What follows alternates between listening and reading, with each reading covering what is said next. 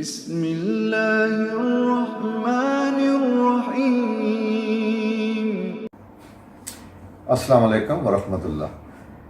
آج کی ویڈیو ایک امپورٹنٹ واقعے سے متعلق ہے۔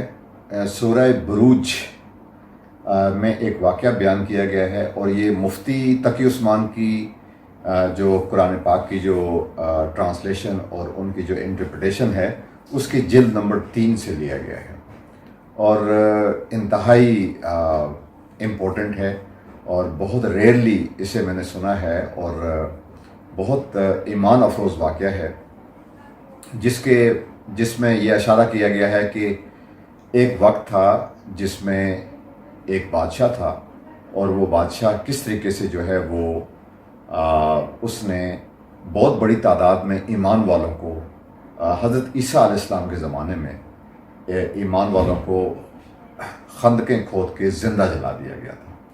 تو اس میں جو سب سے امپورٹنٹ چیز جو مجھے لگی وہ یہ ہے کہ وہ ایک لڑکا جو کہ جادوگر سے جادو سیکھنے کے لیے بادشاہ نے بھیجا، تو راستے میں ایک راہب یعنی پادری یا جسے ہم کہہ سکتے ہیں عیسائی دین پہ ایمان لانے والا جو شخص تھا وہ اس کے پاس بیٹھ جاتا تھا اور اس سے بہت کچھ حاصل کرنے کے بعد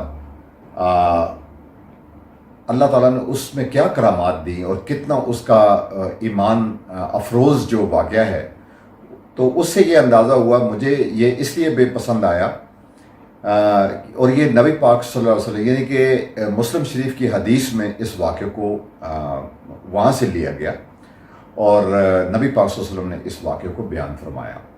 اور دوسری بات یہ ہے کہ اس میں سب سے اہم واقعہ پڑھنے کے بعد جو سب سے اہم چیزیں ہیں وہ یہ ہیں کہ اگر حضرت عیسیٰ علیہ السلام کے زمانے میں اس زمانے کے ایک پادری کے ساتھ اگر بیٹھنے میں اتنی بڑی کرامات اس شخص کو اللہ تعالیٰ کی اتنی توجہ ملی، تو کیا آج جو میرے ذہن میں جو سوال آیا وہ یہ ہے کہ آج ہمارے پاس قرآن پاک کے موجود ہوتے ہوئے، سنت کے موجود ہوتے ہوئے، احادیث مبارکہ کے موجود ہوتے ہوئے، اتنے بڑے نبی جو کہ انبیاء کے سردار ہیں اور اتنا بڑا قرآن جو کہ ہمیشہ کے لیے اللہ تعالیٰ نے کسی زمانے کے لیے نہیں بلکہ ہمیشہ کے لیے انسانیت کے لیے جسے نازل فرمایا اور جس کے بارے میں نور اور ہدایت اور اس کے کتنے خوبصورت اللہ تعالیٰ نے خود اس کی تعریف فرمائی ہے، تو اس کے ہوتے ہوئے کیا ہم جب ہم ان واقعات کو پڑھتے ہیں، اپنے دل میں رکھتے ہیں، اپنے ذہنوں میں رکھتے ہیں، تو کیا ہماری دعاؤں میں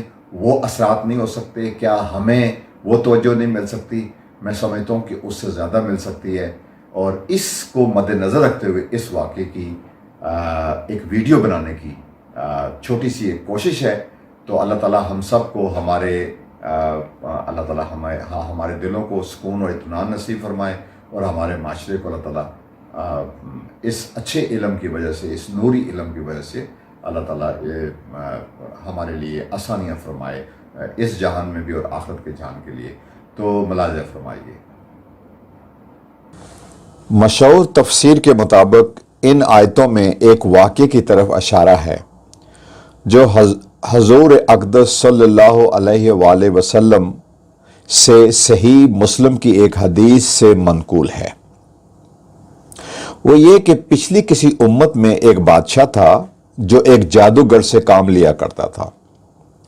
جب وہ جادوگر بوڑھا ہو گیا تو اس نے بادشاہ سے کہا کہ میرے پاس کوئی لڑکا بھیج دیا کرو جسے میں جادو سکھاؤں تاکہ میرے بعد وہ تمہارے کام آ سکے۔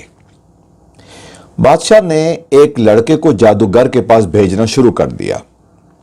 یہ لڑکا جب جادوگر کے پاس جاتا تو راستے میں ایک عبادت گزار شخص کے پاس سے گزرتا جو حضرت عیسیٰ علیہ السلام کے اصلی دین پر تھا اور توحید کا قائل تھا۔ یہ لڑکا اس کے پاس جاتا اور اس کی باتیں سنتا جو اسے اچھی لگتی تھی۔ ایک دن وہ جا رہا تھا تو راستے میں ایک بڑا جانور نظر آیا جس نے لوگوں کا راستہ روک رکھا تھا۔ بعض روایتوں میں ہے کہ وہ جانور شیر تھا اور لوگ اس سے ڈر رہے تھے۔ لڑکے نے ایک پتھر اٹھایا اور اللہ تعالیٰ سے یہ دعا کی، یا اللہ، اگر راہب کی باتیں आपको जादूगर की बातों से ज्यादा पसंद है तो इस पत्थर से इस जानवर को मरवा दीजिए। अब जो उसने पत्थर उस जानवर की तरफ फेंका तो जानवर मर गया और लोगों का रास्ता खुल गया। इसके बाद लोगों को अंदाजा हुआ कि इस लड़के के पास कोई खास इल्म है। चुनाचे एक अंधे शख्स ने उससे दरख्वास्त की कि उसकी बिनाई वापस आ जाए। लड़के ने उससे कहा, शफा देने वाला तो अल्लाह ताला है, इसलिए अगर तुम ये वादा करो कि अल्लाह ताला की तौहीद पर ईमान ले आओगे तो मैं तुम्हारे लिए अल्लाह ताला से दुआ करूंगा। उसने ये शर्त मान ली। लड़के ने दुआ की तो अल्लाह ताला ने उस शख्स को बिनाई अता फरमा दी और वो तौहीद पर ईमान भी ले आया। इन वाकयात की खबर जब बादशाह को हुई तो उसने उस नाबीना को भी गिरफ्तार किया, लड़के और राहब को भी, और इन सब को तौहीद के इनकार पर मजबूर किया। जब वो ना माने तो उसने उस नाबीना शख्स और राहब को तो आरी से चरवा दिया और लड़के के बारे में अपने नौकरों को हुक्म दिया कि उसे किसी ऊंचे पहाड़ पर ले जाके नीचे फेंक दे। लेकिन जब वो लोग लड़के को लेकर पहाड़ की तरफ गए तो उसने अल्लाह ताला से दुआ की। पहाड़ पर ज़लज़ला आ गया जिससे वो लोग मर गए और लड़का जिंदा रह गया। बादशाह ने हुक्म दिया कि उसे कश्ती में ले जाकर समंदर में डुबो दिया जाए। लड़के ने फिर दुआ की जिसके नतीजे में कश्ती उलट गई, वो सब डूब गए और लड़का फिर सलामत रहा। बादशाह जब आजिज आ गया तो लड़के ने खुद उससे कहा कि अगर तुम मुझे वाकई मारना चाहते हो तो उसका एक ही तरीका है और वो ये कि तुम सब लोगों को एक मैदान में जमा करके मुझे सूली पर चढ़ाओ, अपने तरकश से तीर निकाल कर कमान में चढ़ाओ और ये कहो, उस अल्लाह के नाम पर जो उस लड़के का परवरदिगार है। फिर तीर से मेरा निशाना लगाओ।